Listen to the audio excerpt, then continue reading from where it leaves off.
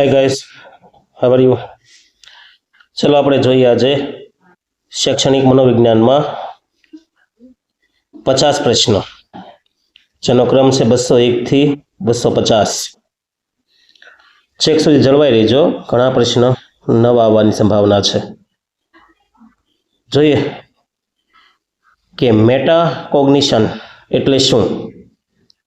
તો એમનો જવાબ છે પોતાના ચિંતન કે વિચાર પ્રક્રિયા વિશે વિચારવું. થિંકિંગ અબાઉટ થિંકિંગ, પોતાના વિશે વિચારવું.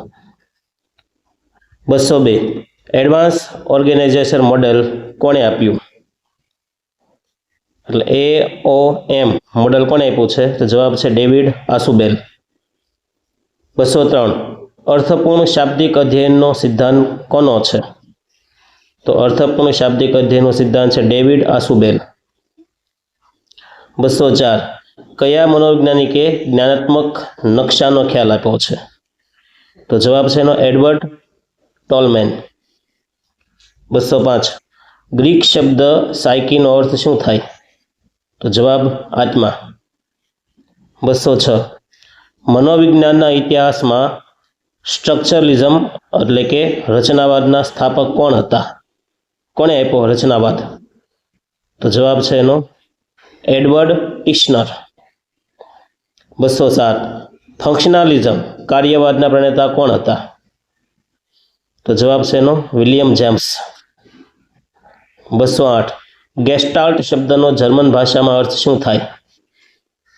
તો ગેસ્ટાલ્ટનો અર્થ થાય સમગ્રતા અથવા પૂર્ણાકૃતિ.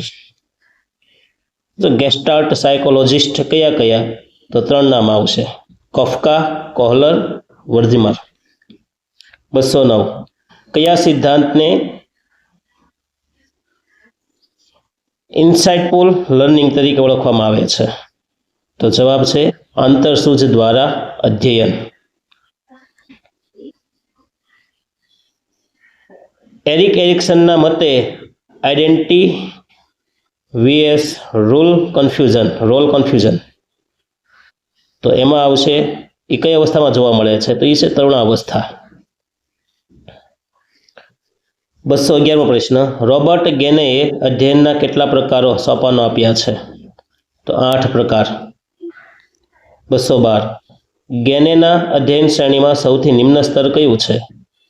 તો જવાબ સંકેત અધ્યયન, સિગ્નલ લર્નિંગ. 213 ગેનેના મતે અધ્યયનનું સર્વોચ્ચ શિખર કયું? જવાબ સમસ્યા નિરાકરણ, પ્રોબ્લેમ સોલ્વિંગ. 214 બ્લૂમની વર્ગીકરણ વિદ્યામાં મૂલ્યાંકનને બદલે આધુનિક સુધારા મુજબ ટોચ પર શું છે? તો જવાબ છે સર્જનાત્મકતા, ક્રિએટિંગ. 215 શિક્ષણના 3 સ્તરો કયા? તો જવાબ સ્મૃતિ સ્તર, સમજ સ્તર અને ચિંતન. સ્મૃતિ, સમજ, ચિંતન. 216 સ્મૃતિ સ્તરના શિક્ષણ એટલે કે મેમરી લેવલના પ્રણેતા કોણ છે? તો જવાબ હર્બર્ટ. 217 સમજ સ્તરના શિક્ષણના પ્રણેતા કોણ? જવાબ છે એનો મોરિસન. સ્મૃતિ સ્તર તો હર્બર્ટ, સમજ સ્તર તો મોરિસન અને ચિંતન સ્તરના પ્રણેતા કોણ? તો જવાબ છે હન્ટ. 219 માઇક્રો ટીચિંગમાં કયા કૌશલ્યમાં સેતરૂપ પાઠ લેવામાં આવે છે? બીએડ પીટીસી કર્યો ખ્યાલ હોય તો જવાબ આવશે સંકલન કૌશલ્ય. 220 અધ્યયન સંક્રમણમાં સામાન્યકરણનો સિદ્ધાંત કોણે આપ્યો? તો જવાબ છે CH જડ. 221 વ્યક્તિગત તફાવતો જાણવા માટે કઈ પદ્ધતિ સૌથી વધુ વપરાય છે? જવાબ તુલનાત્મક પદ્ધતિ. 222 ક્રિએટિવિટી શબ્દ કઈ ધાતુ પરથી આવ્યો છે? જવાબ એનો લેટિન શબ્દ ક્રિએર એટલે કે બનાવવું, તેના પરથી શબ્દ આવ્યો છે. 223 ગિલફર્ડના મતે સર્જનાત્મકતા માટે કેવું ચિંતન જરૂરી છે? જવાબ અપસારી ચિંતન. 224 બુદ્ધિશાળી વ્યક્તિ હંમેશા સર્જનાત્મક હોય છે, આ વિધાન કેવું છે? તો જવાબ ખોટું છે. કારણ શું કામ? કારણ કે સર્જનાત્મકતા માટે અમુક સ્તરની બુદ્ધિ જરૂરી છે, પણ ઉચ્ચ બુદ્ધિની ગેરંટી નથી. WISC બુદ્ધિ કસોટી કોણે આપી છે? કોના માટે છે? તો ખાસ કરીને એ વેક્સલરની બુદ્ધિ કસોટી છે, બાળકો માટે છે. વેક્સલરની બુદ્ધિ કસોટી. 227 ઇમર્સન પદ્ધતિ કયા વિષયના શિક્ષણ માટે વપરાય છે? તો જવાબ ઇમર્સન કસોટી ભાષા શિક્ષણ માટે. 228 ટેકનોલોજીના ઉપયોગમાં ફ્લિપ્ડ ક્લાસરૂમ એટલે શું? તો જેમાં વિદ્યાર્થી ઘરેથી લેક્ચર જોઈને આવે અને વર્ગમાં લેખિત પ્રાયોગિક કાર્ય કરે તેને ફ્લિપ્ડ ક્લાસરૂમ કહેવાય.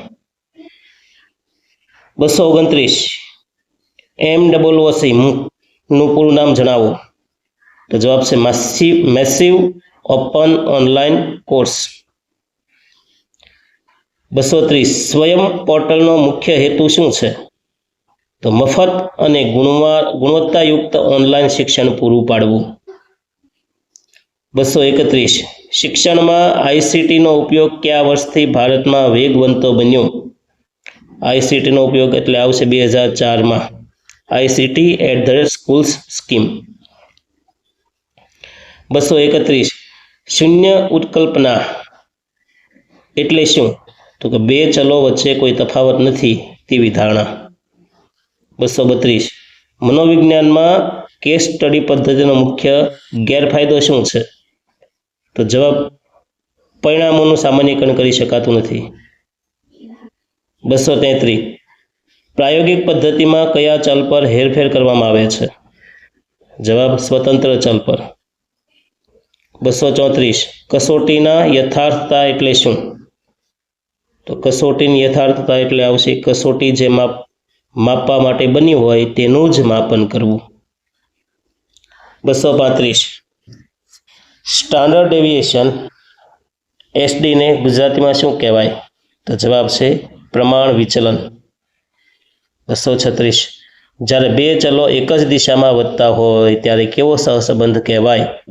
તો જવાબ છે ધન અથવા ધન સહસંબંધ. લાઇકટ સ્કેલ શેના માપન માટે વપરાય છે? જવાબ છે મનોવલણ એટીટ્યુડ. કયા પ્રકારના સંશોધનમાં ભૂતકાળની ઘટનાઓનું વિશ્લેષણ થાય છે? જવાબ ઐતિહાસિક સંશોધન પદ્ધતિ.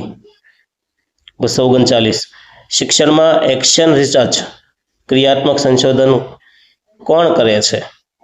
તો જવાબ શિક્ષક અથવા શિક્ષણ સાથે જોડાયેલ વ્યક્તિ. 240 ક્રિયાત્મક સંશોધનનું અંતિમ સોપાન કયું છે? તો જવાબ તારણો અને અનુગામી કાર્ય. 241 બિયોન્ડ ફ્રીડમ એન્ડ ડિગ્નિટી પુસ્તકના લેખક કોણ? તો જવાબ છે BF Skinner. 242 the language and thought of the child પુસ્તક કોનું છે? જવાબ એનો જીન પિયાજે.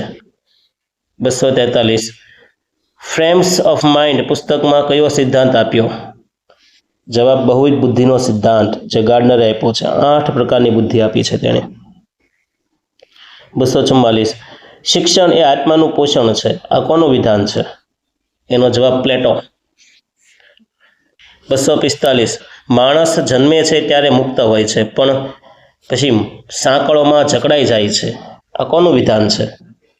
જવાબ છે એનો રૂસો. 246 પ્રથમ મનોવૈજ્ઞાનિક લેબોરેટરીમાં કઈ પદ્ધતિ વપરાતી હતી? જવાબ આંતર નિરીક્ષણ પદ્ધતિ. 247 મનોવિજ્ઞાનને ચેતનાનું વિજ્ઞાન કોણે કીધું? એનો જવાબ વિલિયમ જેમ્સ. 48 એનિમા અને એનિમસનો ખ્યાલ કોણે આપ્યો? જવાબ કાર્લ યુંગ. 249 સેલ્ફ એફિક્સી નો ખ્યાલ કોણે આપ્યો? તો જવાબ આલ્બર્ટ બાંડુરાએ. અને 250 શિક્ષણ મનોવિજ્ઞાનનું કેન્દ્ર બિંદુ કોણ છે? શિક્ષણ મનોવિજ્ઞાનમાં કેન્દ્ર બિંદુ આવશે અધ્યેતા એટલે કે વિદ્યાર્થી. રેડી? આ હતા આજના આપણા 50 પ્રશ્ન. હજુ પણ વધુ પ્રશ્ન આવશે હવે આવતા લેક્ચરમાં. અસ્તુ.